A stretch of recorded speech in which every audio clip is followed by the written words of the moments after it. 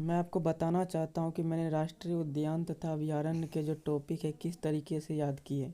दालमा वन्यजीव अभयारण्य, राज्य झारखंड। इसका ट्रिक ये हो गया कि जिस बगीचे में दाल की उपज होती है उसके आसपास वृक्ष और झाड़ नज़र आते हैं। तो दाल से आप याद रख लीजिए दालमा, और झाड़ से याद रख लीजिए झारखंड। सेकेंड क्वेश्चन, कैमूर कैमूर वन्य जीव अभयारण्य, राज्य बिहार। ट्रिक है, बिहार का एक जिला कैमूर है, ये याद हो जाएगा आसानी से। नल सरोवर अभयारण्य, राज्य गुजरात। ट्रिक है, रात को नदी या सरोवर देखने जाते हैं, उस समय का नज़ारा मस्त रहता है क्योंकि उस समय रंग बिरंगे बल्ब चमकते हैं। तो रात को जा रहे हैं तो राज हो जाएगा गुजरात। और क्या देखने जा रहे हैं, नदी या सरोवर, तो सरोवर नल सरोवर अभयारण्य। मुदुमलाई अभयारण्य, राज्य तमिलनाडु। ट्रिक, कारखाने में मिल चलाकर मलाई निकाली जाती है। मिल, जिससे मिल जो नहीं आता है जिससे मतलब गेहूं पीसा जाता है, तो इसी तरीके से मिल से याद रख लीजिएगा कि मिल चलाकर मलाई निकलता है। तो मिल से तमिलनाडु और मलाई से मुदुमलाई। वेदांतगल अभयारण्य, राज्य तमिलनाडु। ट्रिक है, मिल द्वारा जो मलाई निकल रही थी ना वो इतनी ठंडी रहती है, अगर खाओगे तो दांत गल जाएंगे। तो मिल से हो जाएगा तमिलनाडु और दांत गल से वेदांत गल। इंदिरा गांधी अभयारण्य, राज्य तमिलनाडु। ट्रिक ये है कि इंदिरा गांधी जब एक प्रधानमंत्री थी वो इतनी मस्त प्रधानमंत्री थी कि उस समय लोग उससे मिलना चाहते थे। तो मिलना से हो जाएगा तमिलनाडु और इंदिरा गांधी से इंदिरा गांधी अभयारण्य।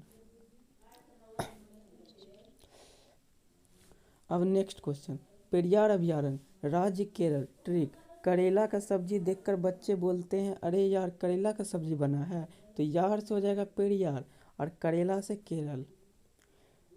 करेला से केरल, यार से पेरियार। बांधवगढ़ राष्ट्रीय उद्यान, राज्य मध्य प्रदेश। इसका ट्रिक ये हो गया कि रस्सी को किसी वस्तु के मध्य बांधा जाता है। तो मध्य बांध रहे हैं तो राज्य हो जाएगा मध्य प्रदेश। अब बांधा यानी बांधवगढ़। अब नेक्स्ट क्वेश्चन, नागरहोल राष्ट्रीय उद्यान, राज्य कर्नाटक। ट्रिक, नगर में सभी लोग रात को नाटक देखने के लिए जाएंगे। तो नाटक देखने जा रहे हैं तो राज्य हो जाएगा कर्नाटक, और नगर में तो नगर से हो जाएगा नागरहोल। नगर से नागरहोल और ये नाटक से कर्नाटक। रोहिला राष्ट्रीय उद्यान, हिमाचल प्रदेश। ट्रिक, हिम यानी ठंडा वाला फीलिंग आ रहा है, हिम यानी ठंडा जगह। अगर हिम यानी ठंडा जगह जाएंगे तो ठंड के कारण कांपने और हिलने लगेंगे। तो हिलने से रोहिला, इसमें रोहिला में भी हिलने वाला फीलिंग आ रहा है। और हिम, हिम से हिमाचल प्रदेश। सुंदरवन राष्ट्रीय उद्यान, राज्य पश्चिम बंगाल। ट्रिक, सब चाहता है कि मेरा बंगला सुंदर हो। सुंदर से सुंदरवन और बंगला से पश्चिम बंगाल, बंगाल बंगला, तो पश्चिम बंगाल हो जाएगा। भद्रा अभयारण्य, तुंगभद्रा अभयारण्य, दोनों कर्नाटक में, यह आसानी से याद हो जाएगा। मानस राष्ट्रीय उद्यान, असम। ट्रिक, गणित का जब कोई प्रश्न हल करते हैं तो लिखते हैं माना की सम संख्या और 2,4,6,8 डॉट डॉट डॉट। तो माना से मानस, असम से असम। हजारीबाग वन्यजीव अभयारण्य, राज्य झारखंड। ट्रिक, जहाँ हजारों की संख्या में बाग बगीचा रहता है वहाँ आसपास वृक्ष और झाड़ नजर आते हैं। तो हजारों से हजारीबाग और झाड़ से झारखंड। सोमेश्वर अभयारण्य, राज्य कर्नाटक। ट्रिक, सोमवार को गांव में नाटक होगा। सोम से सोमेश्वर और नाटक से कर्नाटक।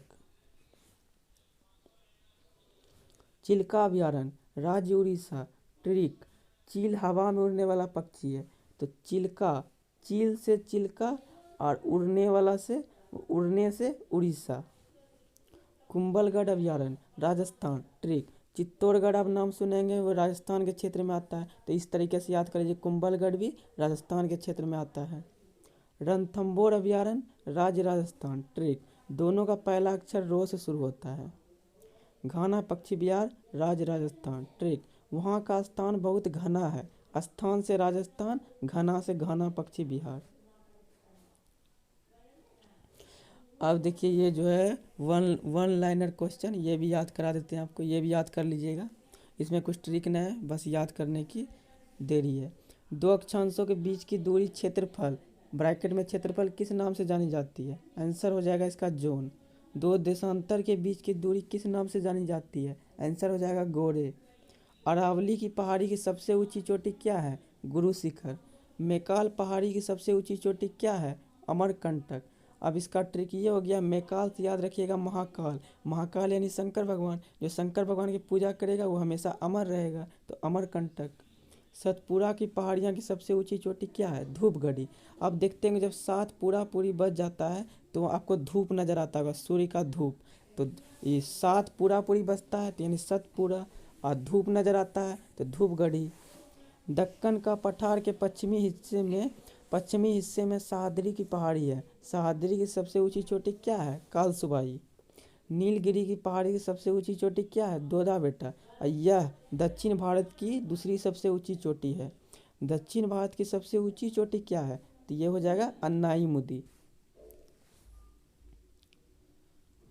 वेद के संकलनकर्ता महर्षि कृष्ण द्वैपायन वेद व्यास। वेद चार हैं, ऋग्वेद, यजुर्वेद, सामवेद, अथर्ववेद। ऋग्वेद का उपवेद हो जाएगा आयुर्वेद, यजुर्वेद का उपवेद हो जाएगा धनुर्वेद, सामवेद का उपवेद हो जाएगा गंधर्व वेद, अथर्ववेद का उपवेद हो जाएगा शिल्पवेद। सबसे प्राचीन वेद सबसे प्राचीन वेद कौन हो जाएगा? ऋग्वेद। और सबसे नया वेद कौन हो जाएगा? अथर्ववेद। सबसे प्राचीन वेद ऋग्वेद और सबसे नया वेद अथर्ववेद। ऋग्वेद के तीसरे मंडल में क्या है? सूर्य देवता सावित्री को समर्पित गायत्री मंत्र है। ऋग्वेद के 9वें मंडल में क्या है? सोम देवता का उल्लेख है। ऋग्वेद के 7वें मंडल में क्या है? दशरथ के युद्ध का वर्णन है जो परुशनी रावी नदी के तट पर सुदास और 10 जनों के बीच हुआ था, जिसमें सुदास विजयी हुआ। ऋग्वेद के 8वें मंडल में क्या है? हस्तलिखित ऋचाएं या रचनाएं जिन्हें खिल कहते हैं, उसका वर्णन है।